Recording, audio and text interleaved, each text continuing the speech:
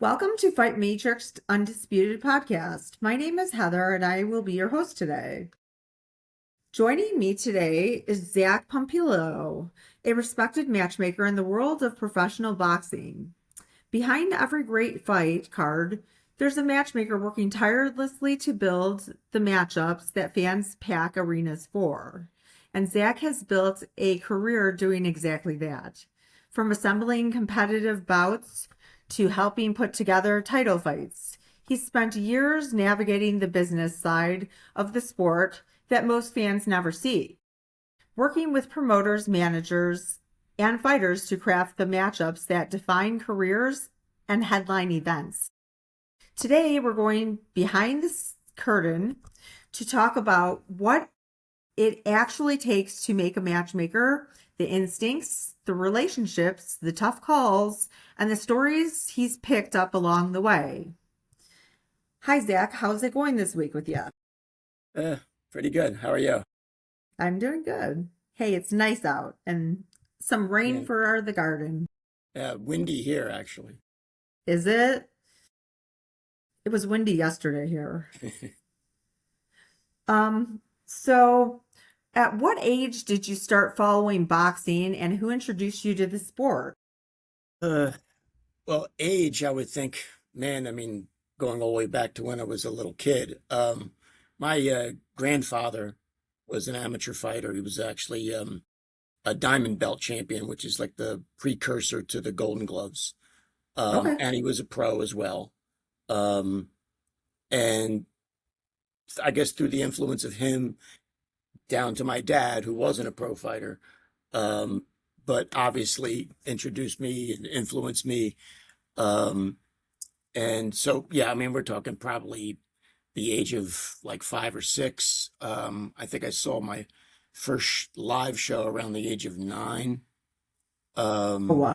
so yeah, I was introduced pretty early. I mean, I was watching fights and all the way back to the to Ali and the '76 Olympics. So I Okay. mean, we're talking pretty early influences and pretty big influences because I was going to say, yeah. yeah, and people don't, I think, really comprehend how huge like Ali was doing like roach spray ads and Sugar Ray Leonard was like a household name because he was the star of the Olympics, with like Howard Cosell doing interviews. So I mean, like he was as big to me as like Scooby Doo was, I assume, at that time. Okay. That's pretty cool. Um, what prompted you to have a career in the boxing industry? What, besides your family and you watching it, did somebody mentor you? Uh, well, I would consider one person a mentor once I got into the business, but not prior to me being in the business. I mean, I was a huge fan. I would go with my dad every year, starting in the pretty early '90s, to the International Boxing Hall of Fame in Conestoga. We went, I would say, every year from I would think 1990 or 91 all the way into the 2000s.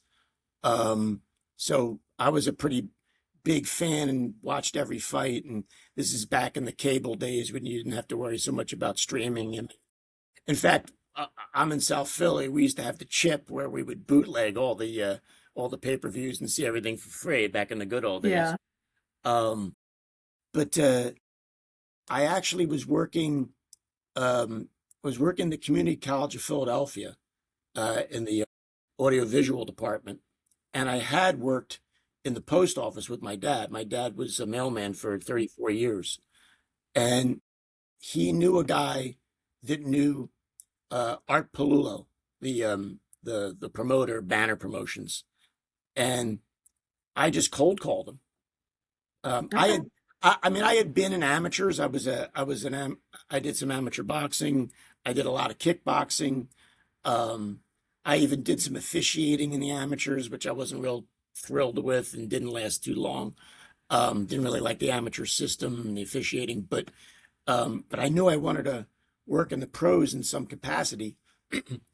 Um, so I knew a guy that knew Palullo, and got his office phone number and just cold called him. I think because I dropped a name, I think he got Hmm. confused and thought I was somebody important. And That's okay. I just showed up at his office, and I think he realized pretty quickly that I was nobody. And he was like, I can't help you, kid. And I just showed up the next day, and then just kept showing up until the point where he was like, all right, well, here, you can have a desk over there. And that's how it kind of started. And You're then as far as persistent. like answer your question about a mentor, once I Hmm. was in at Banner, there was a lawyer for Banner named Bill Noon. And, you know, Bill was like this old salty dog type of guy Hmm. that seen everything. And he kind of taught me like sort of the stuff you're not going to know as a fan. Like one that always Okay. comes to thing that always comes to mind is a thing called a four wall deal, Okay. which is kind of an industry reference to basically you're just relying on gate. You're not getting a site fee. I didn't know what that was prior to being into boxing because why would I need to know that?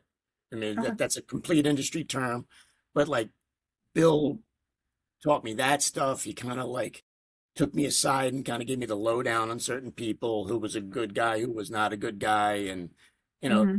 and Bill was a tough guy to deal with too. But like you sort of like got a certain vibe on how the business is run from a guy like him, and also you sort of need someone to kind of champion you because I think he saw right away that I kind of knew what I was doing. I Yeah. up to it pretty fast, and I knew a lot of the of one of the first things that was shocking when I got in the business is how many, especially promoters, know nobody in the business. They don't any fighters, because most promoters are not fans; they're businessmen. They're money guys.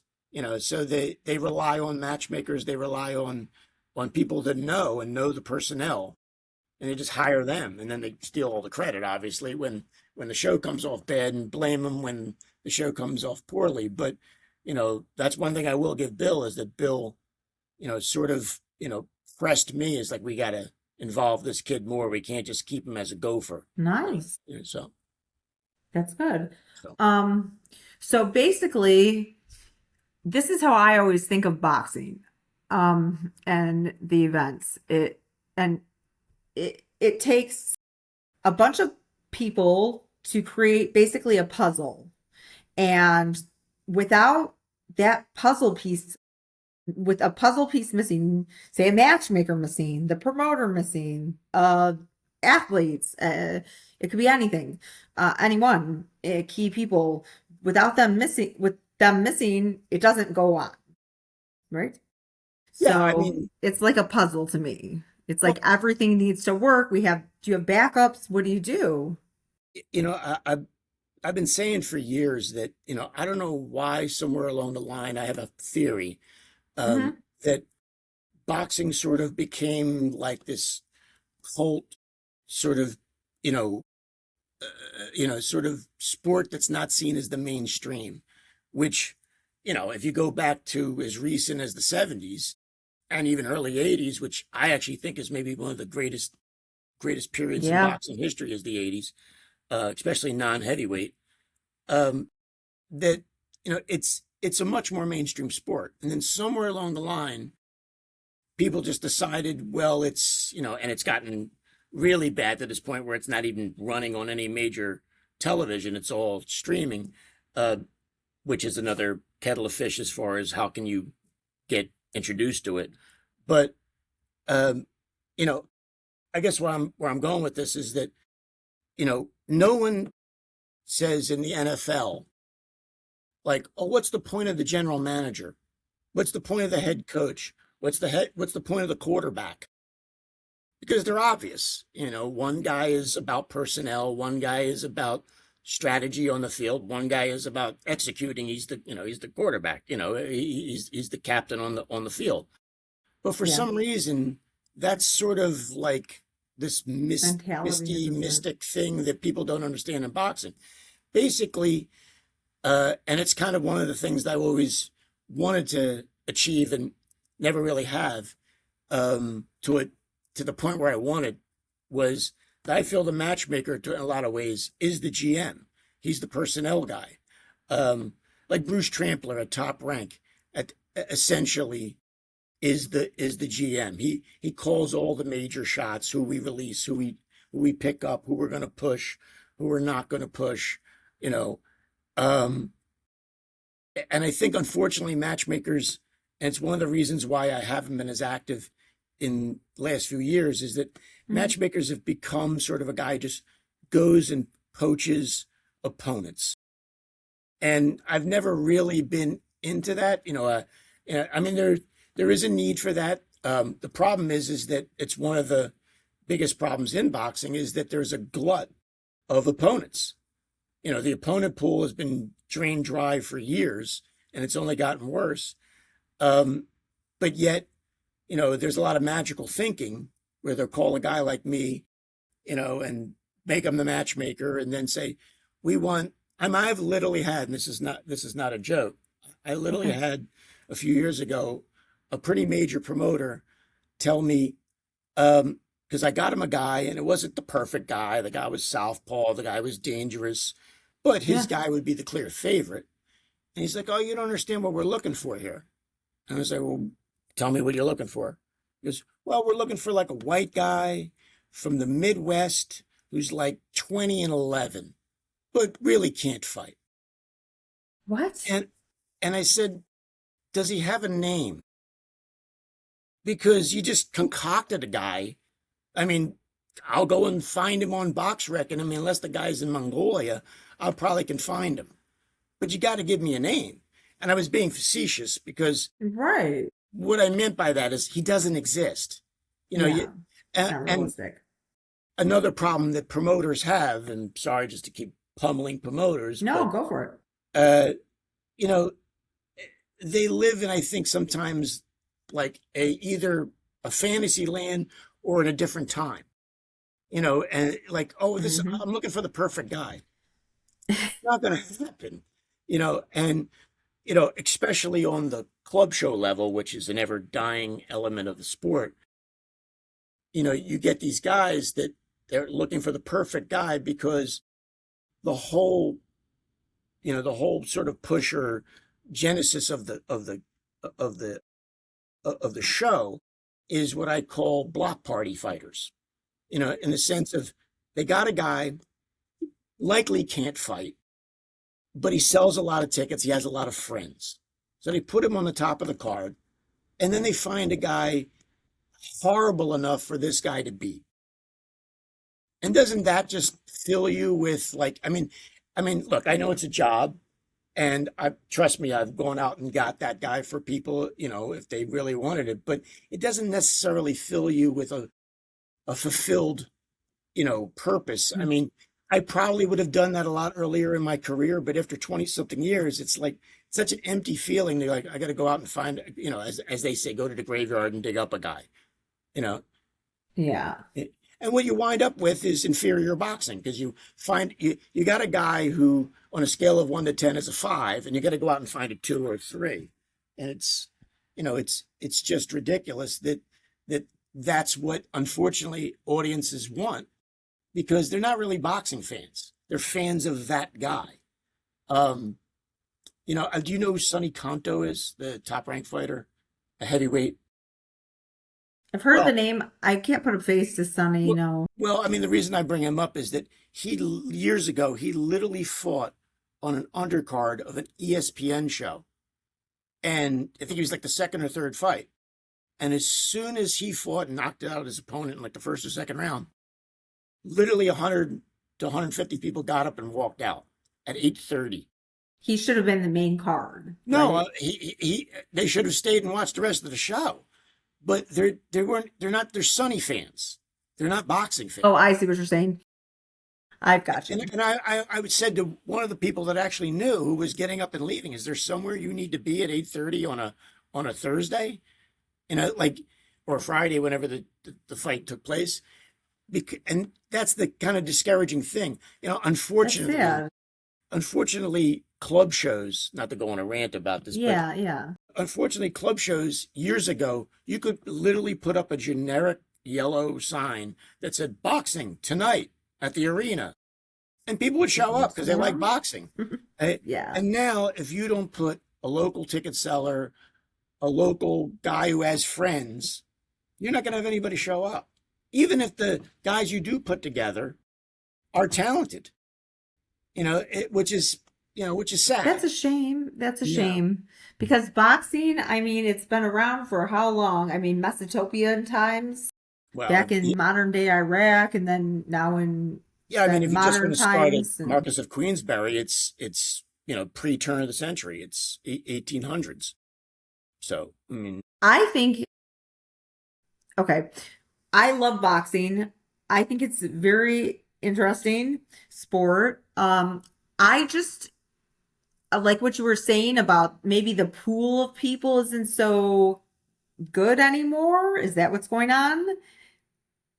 Because how you like, I like to see competitive matches. Okay, for instance, here's one. Okay, what did you think of the matchup? I know Francis Ngannou's not a boxer, right? But he did fight Tyson Fury. Sorry, I said his name wrong. And he knocked him down. And I think he should have won that bout, but I feel like they gave it to Tyson because he was the champion and he's a professional boxer. And I don't like that crossover thing that they do to be honest. I don't like that. But I think that he should have actually won that bout. I didn't think it was fair. They need to match up I people. remember the fight. I don't necessarily remember how they scored it. I think I'm talking. That's at the top of the of the business, Hmm. and you know, I'm not really speaking about that when I say like the opponent pool is drained. You know, In bo- general. boxing. When they build guys. I mean, you can look at From the bottom up. right. When you look at anybody's career, um, going all the way back to Rocky Marciano to today, you're going to see those building block fighters that guys, and if you really are skilled at building a fighter, you test them along the way. You don't just keep giving them ducks. Sure, sure. You ratchet up the level of ability each time, and that will lend itself to the development of the fighter. That's why they call it developing a fighter. Um, Unfortunately, there's just so few guys out there. Like, here's the best way to think of it. Okay, so you can kind of wrap your head around it. Um, obviously, know what box rec is. Mm-hmm. The fight Yeah. the record keeping website. If you go on box rec and you just narrow it down to American fighters, fighters in the USA, maybe Okay. add Puerto Rico in there, right? Sure. And you go to any division. I mean, don't go all the way down beyond bantamweight, but go to like say junior, Cruiser. yeah, go to Okay. junior middle, right? Okay. And you take out, you get literally give you a list of like 100 guys, right? And they'll rank them usually by strength of their schedule or of their record. Um, the top 10 to 15 guys will be promoted guys that have a future, that already have representation. So you can't use that. They're not going Okay. to want to be in a 4, 6, or even 8 round undercard fight. They're Right. beyond that. Right. That's Right? more like a Or tournament. they might be still on that level, but they've got people around them that are not going to allow them to be in some fight where, especially where they might be in a fight. Right? So now you're dropping down to the 16 to 30 area. There, you're going to have to sift through guys that are either could be hurt, could be scheduled, could be a lot of things. But, you're probably going to come up with like maybe 10 guys, 12 guys that have like a winning, serviceable record, but not necessarily contenders. Guys that are Okay. maybe 17-9, 15-4, something like that. I Once you see. get past 30, 35, it completely drops off the table. It's then guys with barely 500 records, losing records. So, I mean, what are we're talking about in the entire United States. you're sifting That's through maybe difficult. 15, 20 guys. That's why going back to what I said before of like, I'm looking for a white guy who's 20 and 10 from the Midwest. Go on BoxRec. Find me the name of that guy. If he's 20 and 10, he's likely on BoxRec, probably ranked. Probably if he was 20 and 10 and from Missouri, he would probably be 34. I'm completely making that up. The problem is when you go down to number 34, there ain't no white guy from Missouri. It's some Yeah. other guy. It's like it's fantastical thinking, magical thinking versus reality. So yeah, Okay. and you get that unfortunately with people that are when they're the one paying for it, they want what they want. The problem is that sometimes what you want and what exists are two different things. I can't not to be crude, but I can't pull a guy out of my ass. Right? I get And it. I get it. and You that's you have a pool and you have to pick from this pool and you have to match them up the best you can, right? and not to get totally off of subject, but I mean that's why when they want to change things in boxing, they never want to change things that probably need the changing. It's always like now the thing with Zuffa and the Ali bill. I mean, if anything doesn't need changing, it's that, right? I mean, you That's could a bad idea, I think. I well, think that's a real bad idea. I mean, I could sit here, probably don't have enough time, and tell you the things that I can help in my experience that would improve boxing. And the reason it's coming to mind now is that, Tell me some things. well, I mean, what we're talking about is improving the opponent pool. I mean, Yeah. if you look at the opponent pool and why guys have such bad records and then are just ushered right out, sometimes their license are taken away, is because there is no losers bracket. Guys come in, you know, and it's, when people ask me about MMA and they're like, what do you think of MMA or has it affected boxing? I say, it's It's really the totally only, different. I think it is totally different. And I think it's even a Yeah. totally different demographic. But the one thing I think Yeah. it has affected it is that guys who are probably like a tough guy from Ohio who, would have gotten in 10, 15, 20 fights, never really contended for anything purposeful, but been a prize fighter. The idea of a prize fighter is kind of gone. That's the old thing from the Okay. movies. Like he's a pug, he's a prize fighter.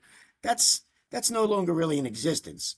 You turn pro if you have no representation, you're just a tough guy, you get thrown in, blasted out, and usually you're done in 3 or 4 fights. Because I mean, what maniac wants to get knocked out cold in 1 or 2 rounds 4 times in a row and keep No. going? So there's no losers bracket. There's no real protection for those guys who are coming in who are not really kind of novice guys. And they just get, it's like a meat factory. They just get chewed up. And also that because, I mean, if you really want to get deep into it, I mean, there's, the amateur system is, especially in the United States, is so screwed up. There's, think of this. Not only is there a ever shrinking amount of gyms, there's a shrinking amount of rec centers. I mean, I'm in Philadelphia. There used to be Okay. 30 rec centers. Now there's like 8. Right. And Wow. then and also, the kids themselves, sometimes there's got to be a little responsibility. I mean, kids years ago used to go after school to a rec center, to a gym, train, and want to be in boxing. Now they want to hang out. I don't think there's a real level Try of the phone. right. They want to be on the phone. They want to be inside on the Different computer. times. They want to sit around, smoking pot. There's not a real, you know, there's not a real dedication there. Um, so it's a little bit of a societal problem as well. But, you would think because, I mean, we've been literally talking about the opponent pool shrinking since I got in the business in 1997. Right. Okay. And we've been talking about it since 97. And I can tell you, in my lifetime in boxing, it has gotten progressively worse. Where like That's horrible. I used to be able to, and I also had a lot more patience and, sort of go-getter in me, where I'm a little more like, you get burned out after a while. I You don't like bet. to use the expression burned out, but you know what I'm saying. I lack as much less patience now. Like I want stuff done. But I remember when I would just call around blindly when I didn't have the connections, didn't know as many people, and just say, hey, do you know anybody who'd be interested in this? And someone would give you a number of a gym, and you call that gym, and they had 4 or 5 guys in that gym. And if you just were persistent, you would be able to match a show. Like I used to match 2, sometimes even 3 shows in a month. Now, if they put me on 2 shows or 3 shows in a month now, I would have to go into the hospital because I mean it's difficult, and it's what some older promoters have said to me that like, well, I feel sorry for young guys today because they talk about the golden age and the good old days, but here's what they didn't have back then: no medicals, none. Now we have, depending on the state, could be MRIs, MRAs, CAT scans, head tests, uh, Hmm. heart monitor tests, eye tests, blood tests, and none, no medicals. Federal IDs. There were no federal IDs up until I think the early to mid '80s, right? So you could you could fight under assumed names. No, Okay. there was no Association of Boxing Commissioners, no ABC. So you could get knocked out. Really? No, so you can get knocked out in New York, and the next day go to Chicago and fight. So I mean, like it, and you had 3. I mean, if you think that, I mean, I know you don't think I'm exaggerating, but No, I don't. all you have to do is Ring Magazine used to have in the like back in the '70s and '80s. Yeah, They used to have in the back. They used to have like an index, and it was all the active fighters in the back, that's nice. like a That's glossary, really nice. right? And it was like a phone book, right? Would say they were drawing from a pool of about 3 times as many guys. So like a guy that was a sort of a very well known matchmaker in New York back in the day, Johnny Boz. They used to say, "Oh, Johnny was incredible. That he could go down to the graveyard and find anybody," and that was true. And he used to give opponents or promoters exactly what they wanted, which is maybe a dead man for their guy last minute.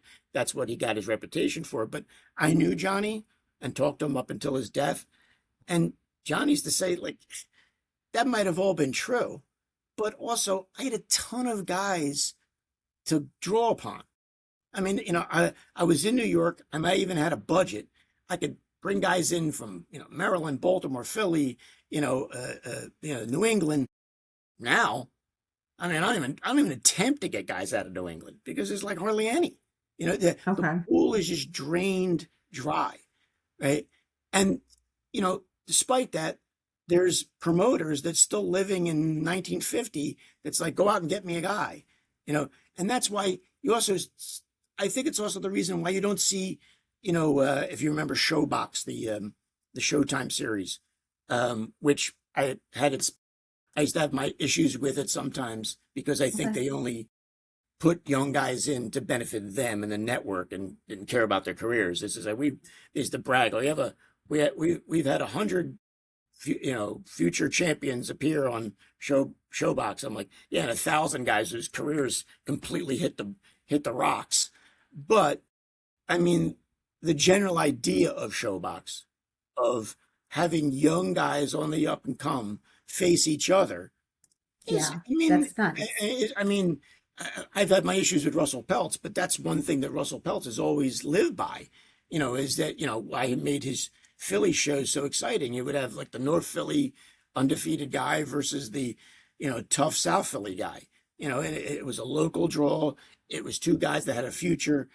And you don't see a lot of that anymore because it's either the guy that I talked about earlier, the block party local guy with friends, fighting the guy that they found under the barrel, under the rock, in the ever drained opponent pool, or it's the guy who's promoted who's only going to fight for, you know, real money in Yeah, real circumstances. So it makes putting things together very difficult. I Where bet. years ago it wasn't. Okay, what about the managers? What um do they not scout anymore? What do they do? Are they not doing that for you Well, guys, you or know, what's going on? I remember one time, and there have been some really good and great managers. Yeah. Cameron Duncan, who died a few years ago, would be in that category. Um, but I remember talking to a manager one time, and he was, saying, "Well, you got to get him this blood test, and you got to get him this, and you got to get him that," and I'm Is listening that to all his this, job? right? And it is my job to wrangle Oh, it all is? that. I Okay. mean, I can't sometimes if the guy's in another state, I can't physically go pick him up and drive him Right. to his head test. But this guy was putting it on me like it was my responsibility. And at a certain point, I stopped him and I went, you do realize that the root word of manager is manage. You know, Yeah. unfortunately, there's a lot of managers out there that are either dug in deep with promoters to the point where, like, you know, I once, I guess it depends on the situation, but they're either sometimes invested in the promoter. They've got net. I mean, legally they can't be part of the promotion, but it's sort of an Yeah, eye because it's roll. Like illegal. they're involved. You know, or they're selling the tickets, or they've got a financial stake in the show. So there's Okay. only so much that the promoter, when I go and say, "Hey, what is it with this guy? Is he going to do anything, or am I going to do his job for him?" And they're going, "Can you just do it for him?" Because this guy is important to them money wise.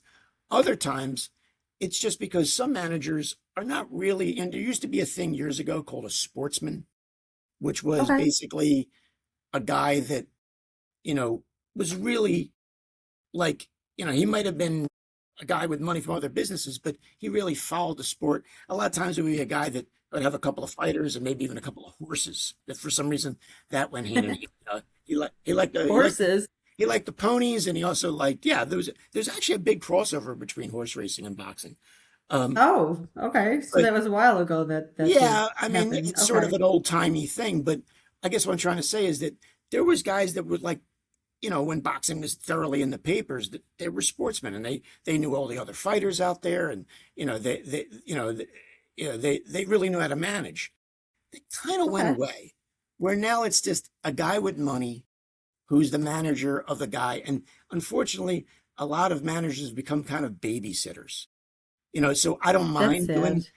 mind doing the legwork for them. Like I don't mind scouting the fighters for them. I don't mind even setting up the medicals or even the travel for them Yeah. because they're They should so, be doing that. yeah, but because they're busy basically being like I remember as a manager from Philly a while ago that literally was like paying a guy's rent, paying a guy's child support, putting him in a car, an apartment. That's what I hear from people. This is Right. exactly what I hear from managers that they want them to, their boxers want them to do this, Right. Well, they want a sugar but they daddy. don't want to do this. Uh, all of Well, them, and some of them do it different ways. they can put their foot down, but unfortunately, that's how they're able to cure the guy. Yeah. Just like anything, if an agent wants a ball player, well, he's going to dangle, something lucrative like for I mentioned Cameron Duncan before. Now, he actually wasn't a hands-on manager, but the reason Okay. why Cameron got so many guys to sign with him, well, at one point he had an office inside Top Rank. Oh, He was I super. see. When I worked for Gary Shaw, he was like hand in glove with Gary Shaw. I mean, my first meeting with Gary Shaw, I mean, other than a face to face briefly at a bar, was sorry, my phone keeps going off. That's okay. Was at a dinner, and Cameron was there. So like, now he procured talent like nobody's business, and he was a good manager. But I mean, put it this way: are you going to sign with, like, if you're Kelly Pavlik, are you going to sign with Cameron Duncan, who is going to get you an immediate contract with Top Rank? Or are you going to sign with a local guy from Youngstown who is going to put you in local fights and move you around, and maybe eventually will get you a promotional deal? I see you're Right. weighing out the Right. differences there. That makes I mean, sense. that's why super agents exist in football. Hmm. I'm name escapes me right now, but Scott Boras. Scott Boras is like the agent in baseball. He's got all the baseball players. I was Oh going to my. say somebody who Because he has has it in. everyone there. Like nobody at the Philadelphia Phillies or the Yankees is going to not take Scott Boras's call. Okay. Okay. So it's I ins. see. So basically, managers have become conduit guys, or they've become, funders. Like there was a local guy here who owned like a body shop. You know one thing about Okay. boxing, but he had money coming out of every orifice in his body, and he didn't. Unfortunately, it becomes like a hobby to some guys. Okay. So it's not in the heart anymore where you're just going for Well, something that's passion I and can't speak for everybody, but okay. there unfortunately has been a lot of guys that I think it's a lot of self, a lot of self stroking. Like it's more of or more bragging rights. Like oh, I've Okay. got my fighter fighting on this local show, and you know what the pathetic thing about it is that with the kind of money that some of these guys have, Yeah. they probably could do a lot better by relocating them, getting them in with a promoter, buying fights for them. And I don't know if you know that terminology, but basically buying fights is basically you cover everything. Yeah. Maybe you get a The local promoter to costs, pay for like, rooms and food or something like that, but you fly a the guy out to, flight, right? The flight, the right. Like sponsors, if you you're, sponsor well, them. not necessarily sponsors, but like say if Okay. I have a buddy that does fights in a part of Mexico. Okay. And if I had a young fighter and I had money to burn, Yeah. and he knows a bunch of opponents in Mexico, I'll fly him down, put him in a cheap hotel. They probably have minimal medicals, but whatever medicals they need, I'll get for him. I'll pay for everything. They pay for his food and everything. And he fights and gets another win. And not that I'm necessarily a proponent of guys having layup fights, but at least Yeah. you're moving that guy along so eventually you can sign him Set them and up. put him in a significant Yeah. bout. Whereas a lot of managers, they put them in like a local thing so they can walk around. Like I literally did a show in Monroeville, PA, and the guy was the promoter. He wasn't a manager, but sort of the same philosophy. And I couldn't figure out why is this guy doing the show? He doesn't have one fighter on the show. Like, what's the whole point? And then I walked into the show, and he was a car dealer, and he had his face on those wraps that you put on the cars, like those Yeah, I know what you're talking yeah, about. right, That's strange. on like all the new all the new SUVs he had on the lot. I was like, oh, this is a complete vanity thing. And there's a lot of that. That's strange. Well, Okay. it's not so strange. I have a friend of mine in the business who's a longtime manager who's a pretty good hustler, and he says he has a pretty good line. He says boxing needs idiots. And what he means by that is that every few years there's another promoter or manager coming along with money burning a hole in his pocket, usually on an ego stroke. And those guys will, you know, will put money in fighters' pockets, will prop up shows. And I don't know if it's detrimental to the sport. I think it kind of makes the sport spin its wheels because, like you said, you're getting not completely serious people. You know, like that's maybe if you're looking for an answer of why boxing is not considered lesser, but is not covered as strongly or seen as a cult sport. It's because you really don't see anybody in baseball or football that's, I mean, they may have other businesses, and usually guys who own football teams are multimillionaires, but you don't see people that are tinkering. That usually they take their football team pretty seriously. Okay. Whereas, like, and I mean, I'm sure there's some level of ego boosting for the owner of the Jaguars, but at the end of the day, I think he realizes that he's got a pretty important franchise that he's the owner of. Whereas, like some of these guys, it's like La La Land, like it's like a fool and his money. So it's very difficult to work for somebody like that, It I'd can be. imagine. It Yeah. can be because they can be delusional.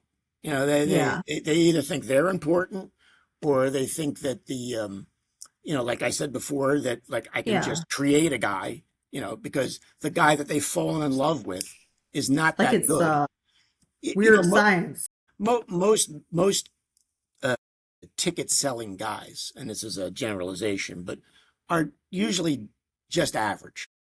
And Okay. most guys with friends, most guys that are local yokel guys are not are not usually the best fighters. It's not always the case. Every once in a while, you get a guy who can sell a place out. The Arturo Gottis, the Boom Boom Mancinis, but for Hmm. the most part, they're built up guys who've had guys hand delivered to them. You know, that are just like I said, are just ticket sellers, and are like I said, are block party fighters. You know, and you usually see how serious they are when you offer them something of any real note. It's like, oh, I I see. can't do that. I'm, that's not a step I'm taking right now. There's always some excuse for why they can't step into the next level. Um, I will say this, that there was a guy that was accused of that a while ago, um, Thomas Lamana, they call Cornflake. And I will give him credit. Inevitably, he did, utilize the built up record that he had, where he was kind of hand delivered a lot of opponents, where he was I clearly the see. favorite. He's a kid out of New Jersey that could sell tickets, and sort of had a gimmick. Um, and he would have guys flown in for him from like Tennessee and all these cockamamie areas where he was clearly better. But I will give him credit. Eventually, he said, "Well, I usually what happens, and I'm not trying to take any credit away from Yeah. Thomas, but I think eventually they run out of rope. I mean, when you're like 30-1, if a commission has any shame whatsoever, going, hey, look, you're going to have to fight somebody, Yeah. because Somebody it's very competitive to you, right? well, If you can. the sad thing is that the fan group of these particular guys would accept Yeah. 0-2 every time, because they're just there to see a knockout. It's like the college fan that wants to see the 49-0 win instead of the competitive bowl game. Okay. I What don't understand it about, myself. I don't understand that. Yeah. I mean, okay. What about, how would you define a good match? Is it like competitive, balanced, storytelling, or something entirely different?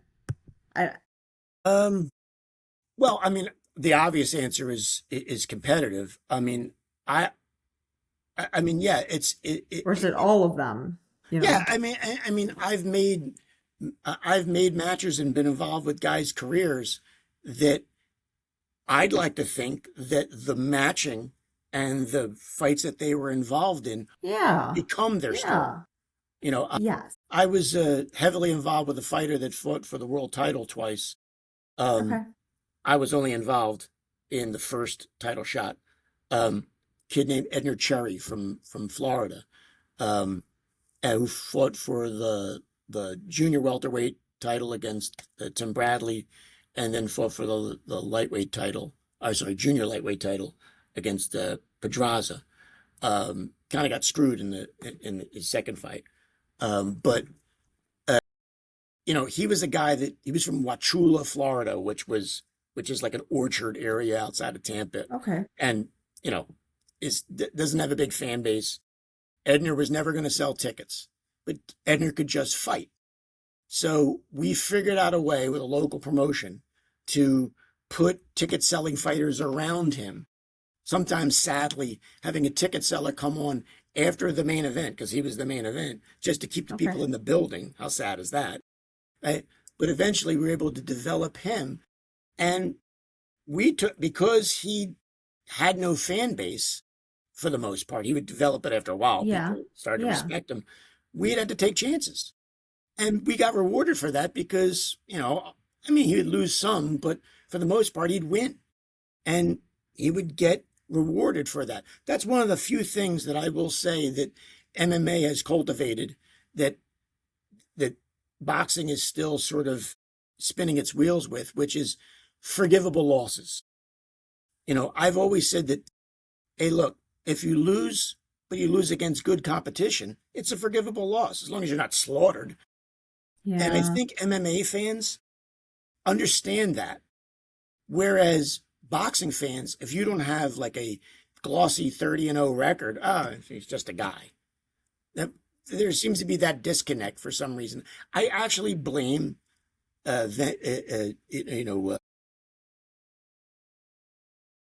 media like HBO from back in the day. Okay. Because Okay. when I first started, you could actually, even with a guy with a lesser promotion, could climb the ladder and get all the way to the HBO level. He didn't have to be the top rank. He didn't usually through like I wouldn't call it minor television, but lesser shows, ESPN, USA before that, some regional television, Fox. And if you won at that level, you could jump up to the HBO level or the Showtime level. Right? And that sort of is gone. And I think that one of the bad things that HBO started was because they were premium boxing. Everybody who had to appear on there had to be this glossy record guy. I mean, they would go so far as to try to make fights with catch weights and, and guys jump up from junior middle to middle or whatever, because they wanted 32-0 against 30-0. I was like, I got a really good fighter who's like 27-5. And we'll give this guy a fight. And they're like, no, he's got 5 losses. Yeah, but he hasn't lost in like 3 years. Right? No. I mean, I had to go through that with Cherry. Cherry lost. He was 3-2-2 in his first, I guess, what was that, 7 fights. And I literally would have to fight, even though he went on I think like a 16 or 17 win streak. I'd have to fight to get him TV time, even on ESPN and HBO. That's I mean, it was insane. impossible because they were so hung up in the record. And I don't think boxing is still shook out of that sort of syndrome that they're in. Whereas MMA, they're on the complete opposite. A guy can be like 3-2. He's back for the main event, like 3-2. Like it seems so alien. It seems so alien. I know, it seems like I see MMA guys who are like 8-7. They're in the main event. Like, like you're like, what's going on? That's a 6-round swing bout on cards I would do, but but that's the sort of acceptance that audience has for those guys because they know them. I think that's one of the things that they've missed the boat is that you don't get to know a guy, you don't get to know his development, and because of that, he's just a guy. And they look at his record and go, he's 22-6, he's nothing. Because they haven't been exposed to him. And I think I mentioned this earlier. I think with streaming, I think that's good. Well, I think it's actually made it worse, and I'll tell you why. Because no, I mean his record 22 or whatever you were saying. I think at least he's had a lot more wins. Well, yeah, I mean, and he's had a lot of fights. Well, I guess where I was going with the streaming thing is that I've been saying for a while now with, like, say, a company like DAZN, which, I mean, if you would have talked to like 12-year-old Zach, I'd say that DAZN would be like my fantasy. Like, what? Boxing 24/7? I go to a magic box and I can get boxing and it's from around the world. I can watch fights in Thailand. But maybe it's not fair though how they have it now, because do you think it's fair that all the boxers are under this and you have to pay for everything? Like back in the day, we got to see boxers on local channels, right? Well, I think that's nice. Going. That's where I'm going. I think so. I think that's where you're going. Yeah. Well, right. I mean, like, put it this way. There are like guys who were, and I guess I can use my dad's example. My dad died in December of 24, but with him, I'm sorry. He was the type of guy that absolutely would watch boxing if it was on TV. But probably guys of his age and even guys of my age who are like, would have been HBO fans, right, are not going to buy DAZN They're not going to pay $30 a month or whatever the rate is now, Hmm.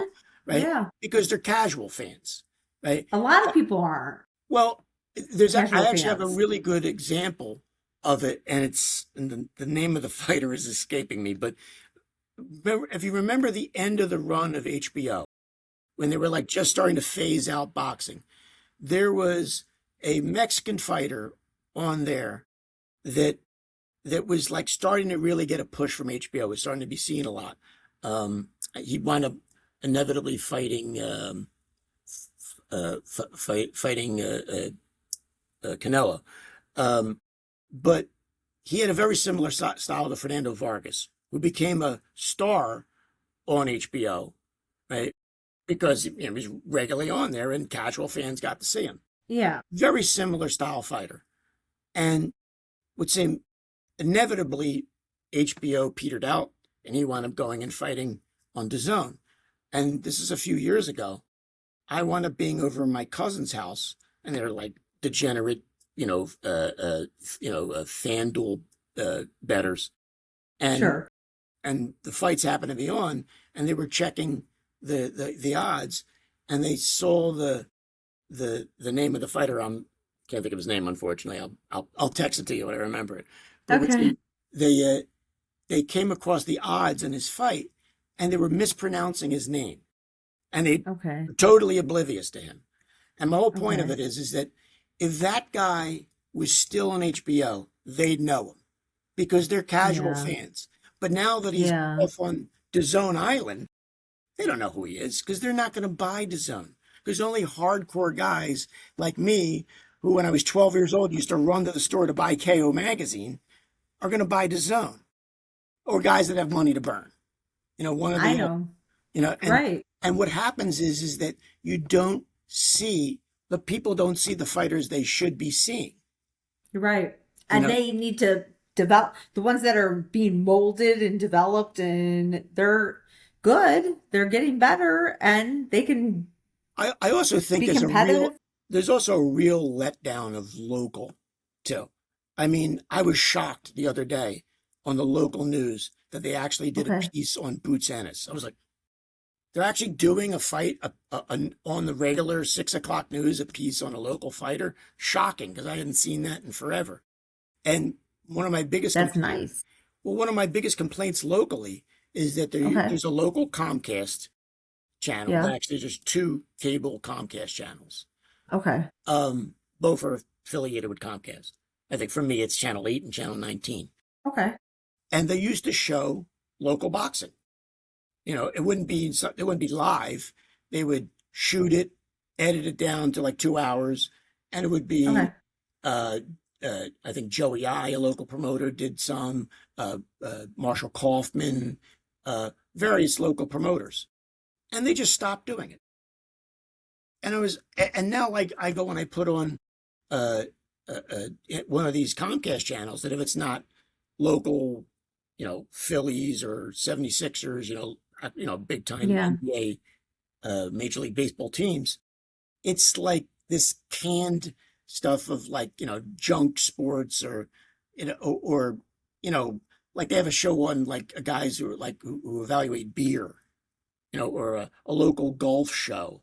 Like, I don't know, like what are the ratings on that? Right? And, You're and like, you, what about good entertainment? well, Like back in the here's the day? craziest thing. The only boxing that they broadcast is 5 to 8 year old German and I think like Canadian broadcasts edited down and put in what people do, actually, the Maley brothers did this with the old USA boxing shows, but companies buy up this footage, Yeah. edit it down to 2 hours, and then sell it to these sports channels for filler. And like I'll see it's like on at 3 a.m., like fights from Finland and Germany that are like 7 years old. And I'm thinking, and then I'm not in Kentucky. I mean, this is Philadelphia, synonymous with boxing, That's and they strange. can't Yeah. show any local boxing. Mind you, there's a lot. There's a lot. There's a lot. The local boxing show. There's at least 1 to 3 here a month, so they can't. I mean, and it's so easy to produce and so cheap to produce. They can't send a couple of cameras not even a truck, just a couple of cameras down to a local show, film Yeah. it, take it back, edit it, and like 3 weeks later, broadcast it. Maybe do a That little would be amazing. and it That would would be give the great. local guys a little play. Yeah. Nothing. They're too busy, well, it's just like anything. It's like if you put on local sports radio. I'm sorry to go off on so many different No, tangents, you're fine. but years ago, um, Yeah. the Philadelphia Eagles had a lineman. He's still with the team, a guy named Lane, who Hmm. was on the Super Bowl team, and Okay. he tested positive for a banned substance. I don't think it was steroids. I think it was like amino Okay. acids or something goofy, and he was suspended for 10 weeks. And every week, it'd be like, well, it's 8 weeks away. It's 7 weeks away. And this is a lineman, not like the quarterback. And all they would talk about on sports talk radio was, when is Lane going to get off? Should he be punished? Should he get a second? I mean, just talking it You're into the like, ground. You're just like, I mean, the Eagles are a very popular team here, but it's like you put on any sports radio in this town, it's just like Eagles 21st. I mean, there's Eagles talk now, and we're in June. The preseason doesn't start until late August, right? And while this was going on, while they were giving the countdown to when Lane Johnson comes back and plays for the team, it was during the time when Danny Garcia was fighting on national television against Keith Thurman on Fox, regular Fox, right? For the that should have been aired. unification of a world title was at Barclays. No mention, nothing, What? nothing. And I'm like, That's strange. What? I The guess you can heck? fault the promoters for not getting, getting someone to push, the I'm shocked. But I think you got to like wonder about like, well, what exactly are the sports media guys doing? I mean, like, because after a while, you're just doing a repetitive story over and over again. And if you listen to any of the sports talk radio, I don't know if you get into any of that, but it becomes, or even ESPN in the mornings, Yeah. with First Take, Stephen A. Smith stuff. After a while, it's the same thing. Like, who is better, Jordan and or LeBron, and just becomes like just endless babble. But yet, like a boxing story can't get in. And then if you really want to get into ESPN, boxing stories are never going to get in because Top Rank is no longer with ESPN. Everything else Yeah. is on DAZN, so the sport doesn't exist. Yet they'll get interviews with like pro wrestlers. Well, I find ESPN hilarious because without boxing there is no ESPN. Because when ESPN started in '79, they couldn't even get a deal with hockey. And the only thing they could really put on other than log rolling or some like ridiculous sport was boxing. Boxing helped build ESPN, and now they don't even mention it. Do You you know, want to hear something? Um, I I know we're coming close to time, but I when I got involved in this, I said, it's great that you have MMA rankings on Fightmatrix, but why don't you have all combat sports? Why don't you have boxing? It's different people who like it's like you need to encompass all these combat sports because people love boxing. It's a different, like you said, different demographics. And I like boxing. So I was going to work on it. So that's what's going to well, happen. I Boxing's mean, hopefully it's not just because of the lead of Zuffa, but with same, I have heard that some, uh, no. I it's, don't want them to stop the Ali Act.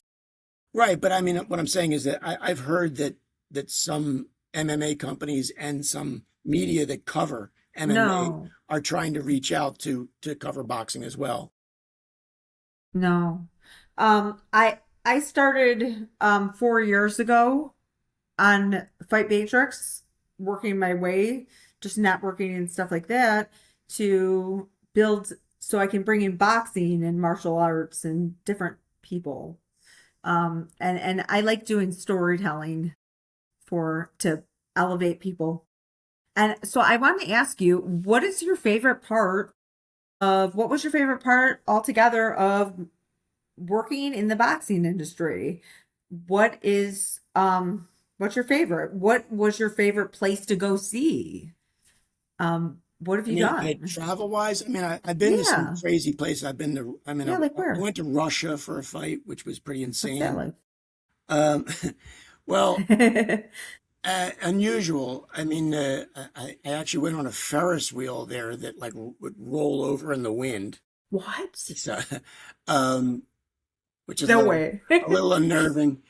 Uh, but yeah, I've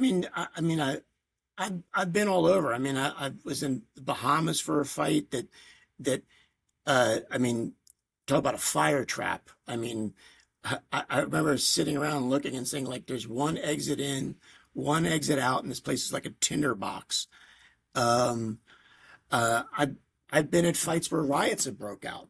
I mean, not only as a fan, uh, but I mean, I actually had one show in North Jersey where literally, like, we had to stop the show because the whole crowd was fighting. That's Um, scary. yeah, I've been at, I was involved with One Ring Death and been at three.